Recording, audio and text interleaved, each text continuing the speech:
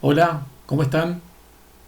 El video que les voy a mostrar hoy tiene que ver con los resultados del laboratorio 1 de la materia de introducción a los vehículos inteligentes y cómo trabajar en MATLAB para levantar los datos generados por los sensores. ¿Sí? Voy a abrir la pantalla de MATLAB. ¿Sí? Cada uno de ustedes habrán descargado este archivo que es un punto CSV. En mi caso se llama MyStream, con la fecha y la hora. .csv, que es comma separated values o valores separados por coma, que son los archivos que genera la aplicación esta IMUMA GPS Stream, que todos tenemos el link para descargarla desde Android. ¿Sí? Cuando podemos adquirir datos de esa aplicación, se generan los datos de acelerómetro, giróscopo, magnetómetro. También podríamos agregar GPS y otros valores que te permite modificar y configurar la aplicación. En nuestro caso vamos a trabajar con esos tres sensores y el objetivo de este laboratorio es poder estimar el ángulo en cada uno de los ejes para saber cómo está orientado un cuerpo en el espacio. Esta experiencia la hicimos con un celular, por lo tanto nuestro cuerpo en el espacio será el celular. Queremos saber cómo está orientado en el espacio en función de lo que miden estos tres sensores. El acelerómetro medirá aceleración en cada uno de sus tres ejes, el giróscopo medirá velocidad angular en cada uno de sus tres ejes y el magnetómetro nos medirá el campo magnético respecto al norte magnético de la Tierra. ¿Sí? Para poder abrir este archivo, lo que recomiendo es hacer clic derecho sobre el archivo y usar la función import data. ¿Sí? Vamos a importar los datos. Yo en este caso estoy trabajando con la versión 2017A de MATLAB, pero esto también lo hice con la 2015A. ¿Sí? Así que calculo que 2015, 2016, 17, 18 en adelante es válido. No estoy seguro en las versiones anteriores a la 2015. Tendría que verificarlo, pero bueno, es una idea de cómo hacerlo. Si no, también se puede abrir el Excel y trabajar con el archivo desde Excel y generar una tabla para poder leer tranquilamente desde MATLAB. ¿Sí? Entonces vamos a importar data. Lo primero que va a hacer esto es levantarme todos los datos. Como pueden observar, aquellos que aparecen en color amarillo son los que no logra identificar como valores numéricos. ¿Sí? En realidad son como las celdas, según dice acá, las celdas que no pueden importarse. ¿Sí? En este caso la decisión que marca acá es reemplazar aquellas celdas que no puedo importar con un not a number, con ese símbolo. Es una buena estrategia porque lo va a tratar como un valor numérico que es un not a number y no les va a molestar para leerlo, para trabajar sobre él, para graficar, ¿sí? En cambio, si le dejamos un valor de string, ya no vamos a poder hacer una matriz, porque la idea sería que todo este bloque de datos me salga como una matriz. Para eso vamos a hacer distintas cosas. Fíjense acá arriba a la izquierda, yo lo tengo en inglés a esta versión, pero quizás algunos de ustedes lo tengan en español. Voy a cambiarle el delimitador, ¿sí? No voy a dejar que sea un ancho fijo, porque de esa manera no me reconoce los identificadores. El 3 era el identificador del acelerómetro, el 4 del giróscopo y el 5 era del magnetómetro. Voy a cambiar el delimitador a una coma. Ahora está trabajando y esto es lo que reconoce ahora una vez que puse el delimitador como una coma. Me logra generar una columna por cada uno de los valores separados por coma, ¿sí? Ahora lo resuelve bien. El tema es que yo no quiero que salga una variable por cada una de las columnas. Entonces lo que voy a hacer es cambiar acá en el tipo de salida output type. Lo voy a poner como matriz numérica. ¿Sí? Yo quiero una única matriz que tenga todos estos valores. La primera columna de la matriz es el tiempo o el timestamp de cuando se tomó la medición. En este caso la segunda tiene el identificador del acelerómetro, los tres ejes del acelerómetro siguen después. Después tengo el identificador del magnetómetro, del giróscopo. Y por último los tres valores del magnetómetro. ¿sí? Dejo marcada toda la matriz, o sea, tiene que estar toda marcada, así, seleccionada. Y vamos a ir a este tilde verde, que significa importar los datos seleccionados hacia el workspace de MATLAB, ¿sí? Entonces una vez que le damos OK, fíjense, voy a minimizar ahora esta pantalla, fíjense que ahora arriba a la derecha en el workspace me aparece la variable que acabo de importar. Le voy a hacer doble clic y bueno, ya tengo aquí la matriz con todos esos valores de forma numérica para poder trabajar con cada uno de ellos. En este caso tenía 820 filas esta matriz. Acá figuran, por ejemplo, los not en number, que no me van a molestar para nada. Voy a cerrarla. Le voy a cambiar el nombre de la variable, justamente porque el script o el código que yo ya tengo armado trabaja con una variable que se llama myStream, que fíjense que es del tipo doble y tiene 820 filas y tiene 13 columnas. Yo ya tengo preparado esto como para que trabaje con esa variable llamada myStream. El primer dato que vamos a analizar son los del acelerómetro. ¿Sí? Fíjense que yo lo único que estoy haciendo es ponerle nombre a las columnas de esa matriz, que van a ser la aceleración en X, la aceleración en Y, la aceleración en Z. Y las voy a dibujar en distintos colores. Azul para la aceleración en X, rojo para la aceleración en Y y verde para la aceleración en Z. Como yo tengo el código separado por lo que se llama celdas, ¿sí? Con estos marcadores que son doble símbolo de porcentaje, yo puedo trabajar y correr solamente el código que esté dentro de una celda. Con control enter yo corro el código dentro de esa celda, ¿no? Entonces lo que va a hacer ahí, fíjense que acá voy a correr un poquito la figura. A la derecha en el workspace me aparecen esas tres variables que acabo de generar. Y este es el gráfico de lo que midió el acelerómetro en cada uno de sus tres ejes. ¿Qué podemos observar acá? Fíjense que el eje Z, el verde, arranca en un valor cercano a 10, o podríamos decir cercano a 9,8 metros sobre segundo al cuadrado, que es la aceleración de la gravedad. Los otros dos sensores arrancan aproximadamente en valores cercanos al 0, ¿sí? ¿Esto qué quiere decir? Que los tres ejes del sistema de coordenadas del sensor están alineados con el eje Z mirando hacia el centro de la Tierra y los otros dos ejes formando un plano horizontal que sería paralelo al plano de Tierra, ¿sí? O sea, tenemos el celular acostado.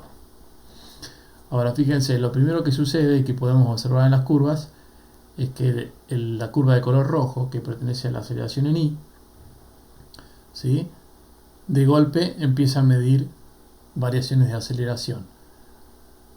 La curva azul, que es el eje X, no registra ningún cambio aproximadamente. Se observa un ruido además, obviamente, ¿no? Habíamos dicho que el acelerómetro es un sensor que es muy susceptible al ruido y a las vibraciones, entonces vamos a encontrar bastantes variaciones de alta frecuencia que son ruido que va a afectar a la medición, ¿sí? Y que son básicamente estocásticos y que deberíamos filtrar o eliminar, ¿no?, para que no nos molesten. Pero bueno, en el eje Y hubo una variación de aceleración y también disminuyó esa aceleración en el eje Z, o sea que hubo una rotación en uno de los ejes pasando entre el plano YZ, ¿no? Entre los ejes de coordenadas YZ hubo una rotación ahí, entonces pasó a medir el otro. Luego se invirtió y el celular giró para el otro lado, pero manteniendo el eje X dormido de alguna manera, ¿sí? Luego hubo un movimiento en el eje X, en el plano XZ, porque hubo una variación en Z y otra en X, y en Y se mantuvo aproximadamente constante. Y fíjense que a partir de la muestra número 500 aproximadamente, los tres ejes se mantuvieron fijos. Según el acelerómetro, el celular no habría tenido movimientos, pero ahora vamos a ver a continuación con los datos del giróscopo de que sí hubo movimientos. El tema es que el acelerómetro no los pudo registrar. Permítanme seguir adelante. En la segunda parte vamos a levantar los datos que tienen que ver con la velocidad angular, o sea, lo que acaba de medir el giróscopo. Corremos la celda y nos va a generar la figura del gráfico. Esta figura tiene unidades de ángulos por segundo, ¿sí? ¿Y cuántos grados, perdón, grados por segundo, ¿sí? ¿Cuántos grados varió en un segundo? Es la velocidad angular. Tiene valores muy pequeños. Pero entonces, si nosotros observamos, donde hayan valores distintos de cero medidos por el giróscopo, quiere decir que en ese eje el cuerpo está girando. O sea, está girando alrededor de ese eje. Podemos observar la curva roja al principio, en la muestra aproximadamente la número 50, que la roja pertenecía al eje Y, la velocidad angular en eje Y. O sea que en la muestra número 50 empieza a girar alrededor del eje Y y el valor negativo nos indica que es en el sentido opuesto al que hemos considerado como positivo. Acá no importa cuál es positivo o negativo, si es izquierda o derecha, horario o antihorario, pero gira hacia un lado. Toca un pico de velocidad y vuelve a cruzarse por cero. En ese momento, cuando cruza por cero, de alguna manera está quieto, no está girando el celular. Luego gira hacia el otro lado, en el sentido opuesto. Y así pasa por cero de vuelta, gira 2 veces. Y el resto de los ejes pareciera estar bastante quieto. O sea que estaría girando solamente alrededor de un eje. Luego lo hacemos girar alrededor del eje X. Fíjense que ahora la curva azul es la que marca estas variaciones. Y por último, el movimiento es alrededor del eje Z, donde está registrado el movimiento. También podemos decir que tiene ruido esto, pero bueno, lo que estamos midiendo acá es velocidad angular, ¿sí? A nosotros en el problema este del laboratorio 1 nos interesa poder estimar los ángulos o la orientación angular del cuerpo en el espacio. Por lo tanto, vamos a tener que integrar las mediciones de velocidad angular para poder obtener ángulos. Y en esta integración es que hablamos siempre de que el giróscopo tiene esos problemas de deriva. A la larga, después de una buena cantidad de muestras, va a empezar a acumular error y en algún momento se va a perder. Se va a dejar de estimar bien el ángulo. Pero permítanme seguir avanzando con el tercer sensor, que es el magnetómetro. El magnetómetro, ¿sí? Lo primero que hay que hacer es normalizarlo. En los otros casos no haría falta porque no hemos calibrado a los sensores. Prácticamente están normalizados. En el caso del magnetómetro, lo que hace falta primero es calcular la norma total, o sea, sería la magnitud de ese vector en el espacio, y luego cada una de las mediciones poder normalizarlas, ¿sí? Así todas me quedan con valores normalizados. Ahora, si graficamos eso, esto es lo que podemos observar, ¿sí? En la curva de color verde y rojo, que serían la verde el eje Z y el rojo es el eje Y, son las variaciones de campo magnético que detectó el magnetómetro. Por lo tanto, podemos saber que hubo movimientos en el plano YZ. En el plano X, donde se mantiene bastante constante, en el eje X no hubo variación alguna. O sea que no se movió el celular respecto al eje X. Bueno, después otra vez volvemos a la normalidad. Después hay movimientos entre el eje X y el eje Z. Es muy sensible el magnetómetro. Inclusive acá no hubo una calibración del sensor. Cualquier campo magnético que exista en un ambiente debido a fuentes electromagnéticas como computadoras, las luces, pueden afectar las mediciones de un magnetómetro, porque los campos magnéticos son muy débiles en lo de la Tierra, ¿sí? Entonces haría falta siempre, cuando uno va a usar un magnetómetro, de lograr hacer una calibración primero para eliminar todo lo que son los campos magnéticos que no pertenecen a la Tierra, ¿sí? Pero eso es otro capítulo aparte. Después trataremos de hacer algún hincapié sobre estos temas en la clase. Bueno, entonces acá pueden ver todos los movimientos que están medidos con el magnetómetro. Uno podría concluir con el acelerómetro, por ejemplo, que hacia el final de la experiencia no hubo movimiento. Sin embargo, después en el giróscopo y aquí en el magnetómetro podemos ver que sí hubo movimientos. Ahora, ¿qué tipo de movimientos uso? En el artículo de congreso que les dejé junto al laboratorio pueden encontrar distintas alternativas. Pueden encontrar las alternativas para poder calcular el ángulo a partir de las mediciones de estos sensores. Para calcular el ángulo a partir de un acelerómetro es simplemente usar la trigonometría, ¿sí? O sea, uno pretende calcular el ángulo que llama el roleo, ¿sí? El roll, que es una variación alrededor del eje X, perdón, es una rotación alrededor del eje Y, o sea, el movimiento en el plano XZ. Por eso acá participan solamente las mediciones del eje X y el eje Z. Con un arco tangente podemos calcular el ángulo con la que está orientado en el plano XZ el cuerpo. Y para calcular el ángulo de pitch, ¿sí? O de cabeceo, que sería una rotación, una variación de ángulo alrededor del eje X, ¿sí? Es decir, a un movimiento en el plano YZ. También con un arco tangente podemos calcular el ángulo. Y si con esto ya podemos calcular cómo está orientado en el espacio, ¿sí? En los ángulos de roll y de pitch. ¿Cuál es el problema con el tercer ángulo en el espacio, que sería el del yaw, ¿sí? O en castellano le suelen llamar guiñada? Nosotros estamos usando las referencias normalmente utilizadas en la aeronavegación, ¿sí? Son los ángulos de Euler, que son el del roll, pitch y yaw, o en castellano el roleo, el cabeceo y la guiñada, ¿sí? Pero bueno, solemos usar más la terminología en inglés porque resulta más estandarizada de alguna manera. Ahora, para calcular los ángulos a partir de los datos obtenidos con el giróscopo, dijimos que era medida velocidad angular. Por lo tanto, si nosotros integramos la velocidad angular, vamos a obtener el ángulo, ¿sí? El tema es que, como toda integral, siempre hay que definir un valor inicial.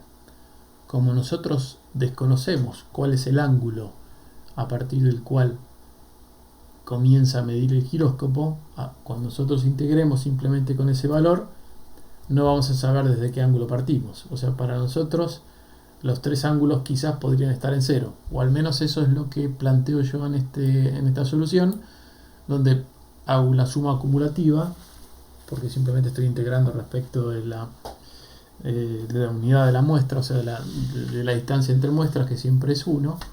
Entonces una suma acumulada en este caso sería equivalente a una integral, ¿no?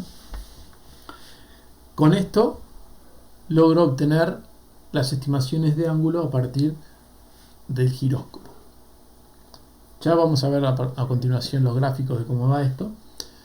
En tercer lugar, y por último, necesitamos poder estimar los ángulos a partir del magnetómetro. ¿Cuál es la característica del magnetómetro?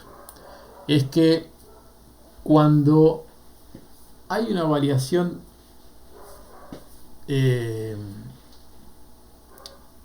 angular, o sea, un movimiento en el espacio, ¿sí? y el magnetómetro lo detecte, no necesariamente quiere decir de que hay un cambio de ángulo respecto al norte magnético, ¿sí? Porque básicamente lo que vamos a querer medir con el magnetómetro es a dónde está el norte magnético. Lo vamos a usar como una brújula, ¿sí? Entonces es necesario corregir las mediciones del magnetómetro. Esto ya lo pueden leer igual en la bibliografía, ¿no?, que les dejo, pero es necesario corregir el magnetómetro con las mediciones del acelerómetro. O sea, si hubo un movimiento de cabeceo o un movimiento de roleo, eso nos va a afectar las mediciones del campo magnético. Sin embargo, no quiere decir que nos hemos orientado en otra dirección que no sea el norte magnético, ¿sí? Entonces, un cabeceo o un roleo no quiere decir, no implica una guiñada, ¿sí? No implica que hayamos girado la brújula. Sin embargo, cuando cabeceemos, como el sensor magnético en ese eje deja de estar alineado con el norte magnético, o sea, con el plano perpendicular a la Tierra, va a medir una disminución del valor medido del campo magnético, pues ya no voy a estar totalmente alineado a las líneas de campo. Perdón. Esta variación en el eje X, en el eje Y y en el eje Z se van a ver relacionadas con variaciones en el roll y en el pitch. Y eso lo puedo medir con el acelerómetro. Entonces, una estrategia estándar que se utiliza es corregir cada una de las mediciones del magnetómetro con las mediciones previas del acelerómetro, donde se calcula el ángulo, y con ese ángulo poder hacer una calibración de las mediciones del magnetómetro. Por trigonometría, simplemente con un arco tangente, nosotros vamos a calcular para dónde estamos orientados en el espacio. Como el yo puede tener un ángulo, puede dar la vuelta, o sea, tener valores de 0 a 360 o de menos 180 más 180, en este caso uso un arco tangente en 2 dimensiones para que pueda considerarme los 4 cuadrantes de ese valor de ángulo, ¿sí? Entonces, con estas estrategias vamos a poder calcular los 3 ángulos de Euler y saber cómo está orientado en el espacio el objeto. Vamos a correr ahora las gráficas de estos 3 ángulos que les he mencionado, ¿sí? Lo que puedo ver en el subplot de arriba, ¿sí? Voy a agrandar un poquito más la figura. En el subplot de arriba lo que tenemos es la estimación del ángulo de rol, ¿sí? El de roleo. Y para estimar este ángulo estoy usando la curva de color rojo, el giróscopo, ¿sí? Esto sería a partir de una integración o una suma acumulada de los valores medidos de velocidad angular y me da el color rojo. El color azul tengo la medida a partir del acelerómetro. ¿Qué es lo que se ve a simple vista acá? Que la estimación de ángulo con el acelerómetro, la curva azul, tiene bastante más ruido que la otra. ¿Y esto por qué es? Y porque el acelerómetro es mucho más susceptible al ruido y a las vibraciones.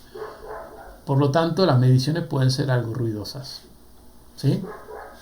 Sin embargo, la del magnetómetro parece bastante suave.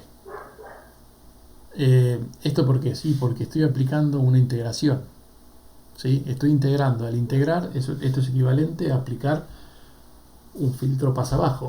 O sea, estoy suavizando la medición de ángulo. Entonces se ve una curva mucho más suave. Pero ¿cuál es el problema? Fíjense que a lo largo del tiempo, ahora al final de todo, hay una leve deriva, hay un error que está cometiendo el giróscopo, ¿sí? Y por lo tanto no ha acumulado error, ¿sí? Entonces el acelerómetro tiene las ventajas de no acumular error en el tiempo, de poder mantener su medición, sin embargo sufre del ruido de alta frecuencia. El giróscopo nos permite obtener a través de una suma acumulada una medición más suave, sin embargo vamos acumulando error a lo largo del tiempo. Eso se llama deriva. Lo mismo sucede y se ve aún más marcado en el eje del cabeceo, ¿sí? Para nosotros sería el pitch. Con color azul está la medición obtenida del pitch con el acelerómetro.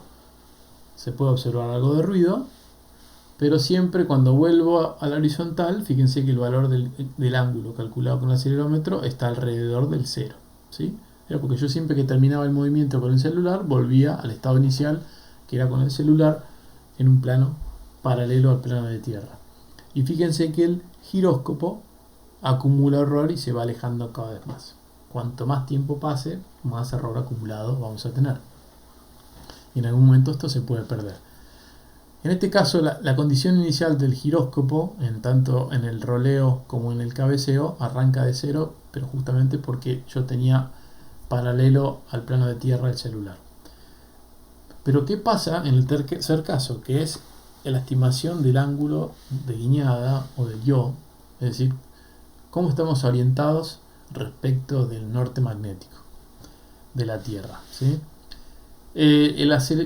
La medición hecha con el giróscopo, la que está en azul, ¿sí? Porque con el acelerómetro habíamos dicho que no podíamos ver una variación de la guiñada, porque al girar el celular sobre el eje Z, que es perpendicular al plano de tierra, ninguno de los 3 ejes va a medir variaciones de aceleración, porque los 3 ejes siguen estando igual respecto al vector de la gravedad, ¿sí? El eje Z sigue midiendo un g y los otros 2 ejes siguen midiendo 0, aunque yo lo rote respecto al norte de la Tierra. Por eso el acelerómetro no me sirve para poder medir el ángulo de yo o de guiñada. El giróscopo, que es el azul que tengo acá, el giróscopo lo hemos arrancado con un valor inicial de 0, porque no sabemos en qué valor arranca. Sin embargo, fíjense que el magnetómetro me permite medir el valor real del cual partió la experiencia. Estaba aproximadamente unos 55 grados respecto del norte magnético. ¿Sí? Las curvas parecen similares, el magnetómetro tiene un poco más de error, o sea, de interferencias o de ruido. También acuérdense que habíamos calibrado y corregido el magnetómetro con el acelerómetro.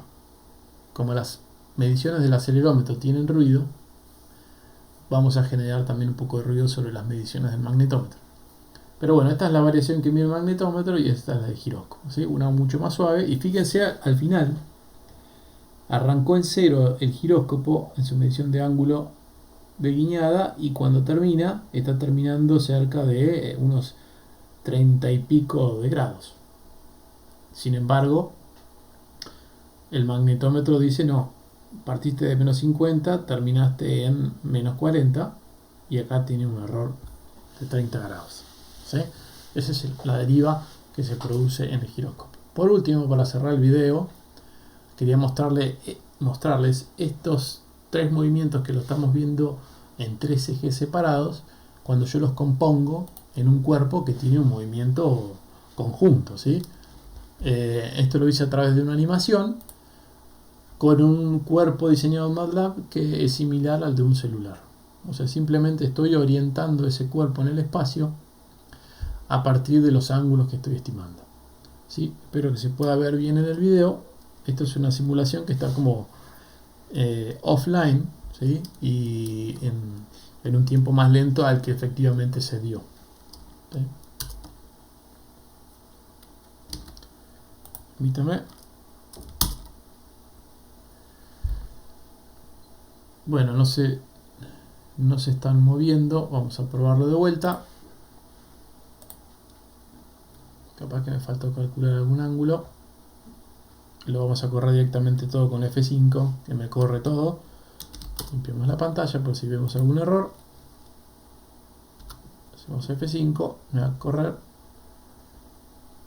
Me quedó marcada otra figura. Ahí se estaba viendo el movimiento. Ahora cuando termine, yo lo voy a correr de vuelta para que se observe mejor. Estos son los riesgos de hacer algo en tiempo real, ¿sí? Lo voy a volver a correr esta última parte, esta última celda, y ahí se ve. Fíjense, esto es lo que estima cada uno de los. El de la derecha es el cuerpo de los ángulos y la orientación del cuerpo por el giróscopo, y lo de la izquierda es el acelerómetro más el magnetómetro. O sea, con el giróscopo yo puedo estimar el yaw, el pitch y el roll, pero tenemos el problema de la acumulación de error en el tiempo. Fíjense cómo termina el experimento. En el caso de la izquierda, acelerómetro más magnetómetro, yo estoy orientado como, o sea, el yaw lo estoy calculando a partir del magnetómetro, y el pitch y el roll lo estoy calculando a partir de los dos sensores.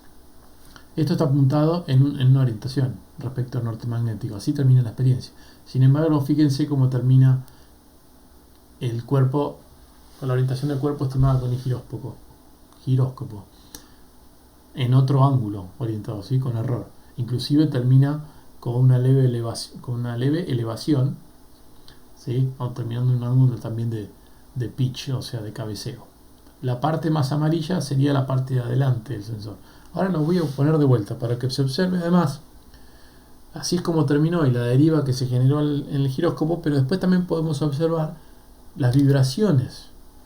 En el caso de la izquierda, fíjense cómo vibra, ¿sí? Tiembla más que la otra, es mucho menos suave, pero se ve el movimiento en un ángulo, en el otro, y después en la guiñada, ¿sí? Lo voy a pasar por última vez para que lo veamos, ¿sí? Primero tenemos un movimiento de cabeceo, después tenemos un movimiento de roleo, pueden haber estado invertidos, y después tenemos un movimiento de la guiñada.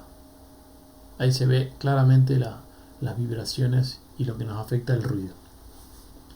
Bueno, esto es lo que no es necesario que realicen esta animación, pero yo quería mostrarles cómo puedo estimar la orientación de un cuerpo a partir de los datos medidos con un acelerómetro, un giróscopo y un magnetómetro. Esperemos que esto haya sido de utilidad. Sigan bien, cuídense mucho. Saludos.